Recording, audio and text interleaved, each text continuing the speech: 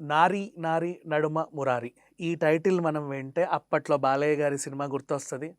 And cinema title గుర్తు రావడం పక్కన పెడితే 'నారి నారి నడుమ మురారి' అరె ఏంటిది?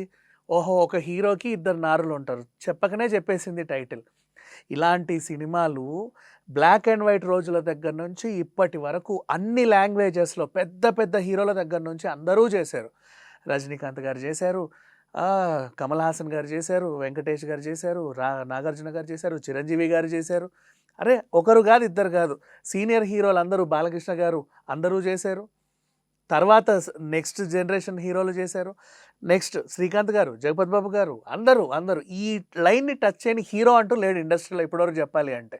మరి మన కుర్ర హీరోలకి ఏమన్నా తక్కువ? వీళ్ళు కూడా ఇలాంటి జోనర్ ఎంచుకొని ఏ రకమైన కామెడీ చేయగలరు అనే అంశాన్ని వీళ్ళు ఎంచుకున్నారు. ఇక్కడే హ్యాట్స్ ఆఫ్ చెప్పాలి డైరెక్టర్‌కి. ఎందుకంటే లక్షల సార్లు చూసిన సినిమాలు అదే కాన్సెప్ట్‌ని మళ్ళీ తీయగలిగి ఒక హెవీ కాంపిటీషన్ ఉన్నటువంటి సంక్రాంతి టైంలో రిలీజ్ చేసి చాలా ధైర్యంగా అండ్ దాంట్లోనూ ఆడియన్స్ అరే భలే ఉందే అనే ఒక ఫీలింగ్తో బయటికి తెప్పించడం అనేది not a joke. Really it's not a joke. అంటే అర్థం కాని కథలు చెప్తే సతమతం అయ్యే జనాలు ఉన్నారు. ఏదో ఉంటుందని ఆశపడి వెతుక్కుంటూ వెంబర్లాడే వాళ్ళు ఉంటారు. పూర్తిగా టైటిల్లోనే కంప్లీట్ స్టోరీ అంతా చెప్పి అదేంటిది పెద్ద పెద్ద సినిమాలు విడుదలకు సిద్ధంగా ఉన్న సంక్రాంతి బరిలో నిలబడి గెలిచి ఆడియన్స్కి ఒక మంచి ఫీలింగ్ని ఇవ్వగలిగింది అంటే ఇంతకు మించి అసలు ఏ ప్రొడ్యూసర్ ఏ డైరెక్టర్ డేర్ చేయడు చెప్పాలి అనుకుంటే. అట్లా అని చెప్పి నీకేదో పెద్ద ఇరగదీసే పాన్ ఇండియా హీరోలు కూడా కాదు. చాలా సింపుల్గా నార్మల్ ఒక డీసెంట్ సినిమాలు తీసుకునే శర్వానంద్ గారు, మనకు ఒక అపియరెన్స్ కోసం శ్రీ విష్ణు, అంతే. అట్లా మంచి కాన్సెప్ట్ ఎంచుకున్నారు. ఇక స్టోరీలోకి వెళ్తే ఆబ్వియస్లీ ఈ కథ గురించి మనం ఏం మాట్లాడుకుంటాం చెప్పు. హీరో కాలేజ్ రోజుల్లో ఒక అమ్మాయిని ప్రేమిస్తాడు అన్ని సినిమాల్లో లాగే. నెక్స్ట్ తర్వాత పెళ్లి సమయానికి ఇంకో అమ్మాయిని పెళ్లి చేసుకుంటాడు అన్ని సినిమాల్లాగే.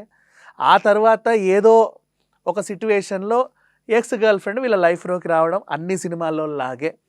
వీళ్ళిద్దరి మధ్య హీరో వాళ్ళకి తెలియకుండా వీళ్ళకి తెలియకుండా వాళ్ళని మెయింటైన్ చేసే క్రమంలో ఒక మంచి హ్యూమర్ని పూయించడం, దాన్ని చూసి ఆడియన్స్ నవ్వుకోవడం, సరదాగా అరే భలే ఉందే అనిపించుకోవడం, ఇంతే. అండ్ అనిల్ సుంకర గారి గురించి ప్రత్యేకంగా మాట్లాడుకోవాలి. మహా ప్రయోగాలు తీశాడు, పెద్ద హిట్లు కొట్టాడు.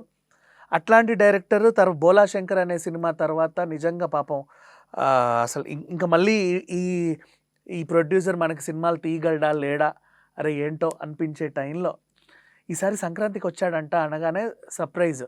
మరి ఏదో బలమైన కథ దొరుకుంటుంది ఈయనకి, అందుకే అంత కాన్ఫిడెంట్గా వచ్చాడు అంటే టైటిల్ ఏంటో చెప్పమంటే టైటిల్ చెప్పినప్పటి నుంచి అందరు కూడా అన్నారు ఇట్లాంటి టైటిల్తో ఆల్రెడీ సినిమా ఎన్నో వచ్చాయి, మీరు సంక్రాంతికి చాలా రిస్క్ చేస్తున్నారేమోనండి అనేవాళ్ళు అనుకున్న వాళ్ళు కూడా చాలామంది ఉన్నారు. కానీ మన దగ్గర ఆడియన్స్ని మెప్పించగలిగే సత్తా ఉన్న స్క్రీన్ ప్లే ఉంటే ఎన్ని సినిమాలైనా తీయొచ్చు, ఎప్పుడైనా రిలీజ్ చేసుకోవచ్చు, అంతే. ఆ ఒక ధైర్యం ఈ సినిమాలో కొట్టొచ్చినట్టు కనబడింది. నెక్స్ట్ ఇక నటన విషయానికి వస్తే ఏం మాట్లాడతాం, అందరూ ఆరితేరిన నటీనటులే. ఎవరికి పాత్రలకు తగ్గట్టు వాళ్ళు మంచి పర్ఫార్మెన్స్ ఇచ్చారు. డబ్బింగ్ కూడా అంత చాలా బాగుంది, అన్నీ బాగున్నాయి. Next songs, BGM, each and everything, ప్రతి ఎలిమెంట్. ఒకటి మళ్ళీ చెప్తున్నా, సినిమా మొదలైనప్పటి నుంచి చివరి వరకు టైటిల్ మీకు అనిపించినట్టుగానే అన్ని సినిమాల్లో చూసిన ఫీలింగే ఉంటుంది.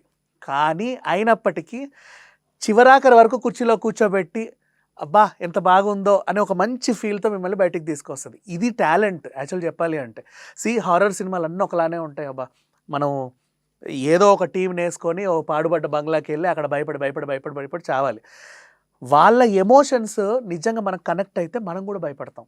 కామెడీ సినిమాలన్నీ ఒక తీరులాగానే ఉంటాయి. ఒకటే అడుగుతాడు, నవ్వించిందా లేదా, భయపెట్టిందా లేదా, అంతే.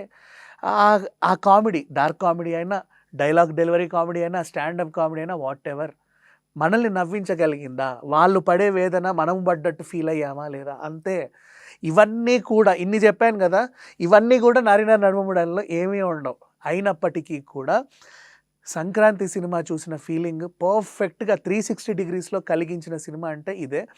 తెలిసిన కథే, తెలిసిన స్క్రీన్ ప్లే, అలవాటైన పాటలు, ఊహించగలిగేటువంటి నెక్స్ట్ సిట్యువేషన్స్, అన్ని ప్రిడిక్టబుల్ క్లైమాక్స్ ఉన్నప్పటికీ కూడా ధైర్యంగా ఇంకోసారి వెళ్దామా ఈ సినిమాకి అనిపించగలిగే సినిమా తీయగలిగారు అంటే హ్యాట్స్ ఆఫ్. సంక్రాంతికి అందరూ ప్రయోగాలు చేశారు. చాలా సింపుల్ కథలతోనే వచ్చారు. బట్ ఇంత సింపుల్‌తో కథతో వచ్చి కూడా ఈ రేంజ్ హిట్ కొట్టగలిగారు అంటే నిజంగా hats off to director, hats off to ధైర్యం చేసినందుకు ప్రొడ్యూసర్‌కి నిజంగా హ్యాట్స్ ఆఫ్ చెప్పాలి. ఈ సినిమా చాలా బాగుంది. హ్యాపీగా ఫ్యామిలీతో కూర్చొని చూడొచ్చు. ఫస్ట్ హాఫ్ 'అనగనగా ఒక రాజు'కెళ్ళండి. కావాలంటే సెకండ్ హాఫ్ ఈ సినిమాకెళ్ళండి. లేదా మార్చుకోండి, మీ అనుకూలం మీది. 2 థియేటర్లు ఉన్న వాళ్ళు ఊర్లల్లో 2 చూడొచ్చు. ఒక థియేటర్ ఉన్న వాళ్ళు ఇంకొంచెం ప్రయాణించైనా సరే ఇంకో సినిమా చూడొచ్చు. ఈరోజు 2 సినిమాలు మాత్రం ఖచ్చితంగా చూడాల్సిన సినిమాలు ఫ్యామిలీతో సహా. హ్యాపీగా ఉంటది. ఎంజాయ్‌మెంట్ అయితే పక్కా. నేను చెప్తున్నా, రాసి పెట్టుకోండి. Thank you so much.